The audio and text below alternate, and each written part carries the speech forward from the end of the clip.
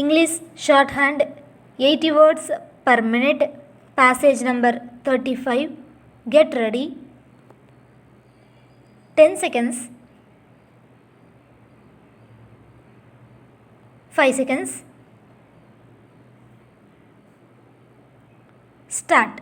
Mr. Chairman, Sir, I thank the Honorable Minister for the statement that he has made. In the last 3 or 4 days, important segments of the international press have carried reports about the economic management in India, and these are not very flattering reports. I may be wrong, but one of the important financial newspapers, the Financial Times of London, said that India was heading for a crisis. There is a growing concern among India's friends abroad and interested public opinion about the way our economy is being managed. The Honorable Minister has high credentials. I respect him, but it is my duty to point out to him that the way the disinvestment process is being carried out, it does not inspire confidence. Last year, this government set for itself a target of rupees 10,000 crores, but it collected, I believe, less than rupees 2,000 crores. This year's budget has a still more ambitious target, and it is doubtful whether that target will also be realized.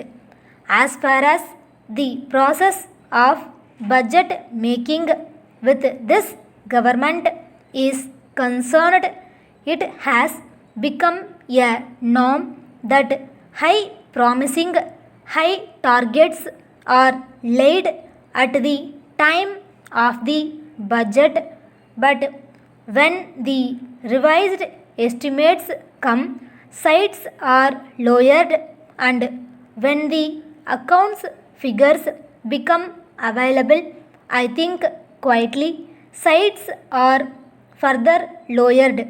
I think the budget making process itself has lost the transparency that this country needs. Sir, with regard to the disinvestment process, we are not against disinvestment per se.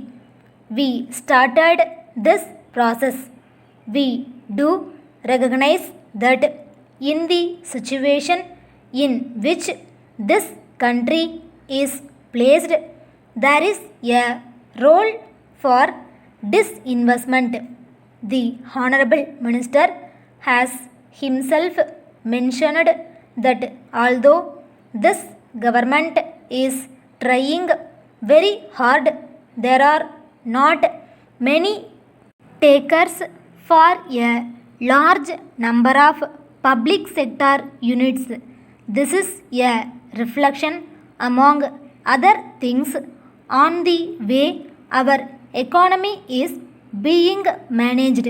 You look at the valuation today of the national assets like VSNL and MTNL, and I submit to you, sir, and through you to the government, that if the market values of their shares have come down, it is basically because of the confused thinking of this government in formulating basic policies with regard to telecom and other sectors. But I am not going into the broader issues of economic policies. I was on the point that we are not against disinvestment per se, but in the given situation in our country where nearly 80% of India's financial sector happens to be in the public sector, a large scale program of disinvestment cannot succeed unless you are willing to hand over a large number of these assets to foreigners, and on that point there is no consensus. So I think the first point that I do wish to make is that you have to set your sight with regard to disinvestment at realistic levels. It is no use that at the time of budget making you give rise to expectations which you yourself know that they will not be realized. The second point that I wish to make is that a policy of disinvestment should not be viewed in isolation. It should be viewed as an integral part of reforming and restructuring the public sector as a whole. I said that even if you wanted to sell the entire public sector to the private sector, I do not think the private sector in this country has the resources to buy those assets. So it is obligatory that we should spell out clearly what is it that we are trying to do. I submit to the minister that when we say that this government does not have a transparent disinvestment policy, our objection is that you are not viewing disinvestment as a part of total process. In particular, sir, I would like to once again go back to the basic issues. First of all, what are the objectives of disinvestment? From time to time, one hears different statements.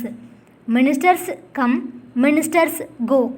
At the time of budget also statements are made. But even today, there is no consistent way of answering the questions as to what the objectives are.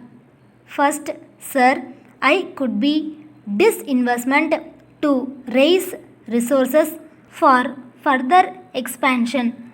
Let me say we have no objection if you are using the disinvestment route to raise resources for expansion of well-functioning profit sector units. The second question is, are you having disinvestment to raise resources for debt reduction and social development? If that is purpose of disinvestment, once again we are not against disinvestment which will lead to reduction in public debt or which will lead to increase in social spending on desirable activities, most importantly health and education. Therefore, I submit to the Honorable Minister that we do not believe that disinvestment or privatization is a panacea to deal with the underlying problems of the public sector. Step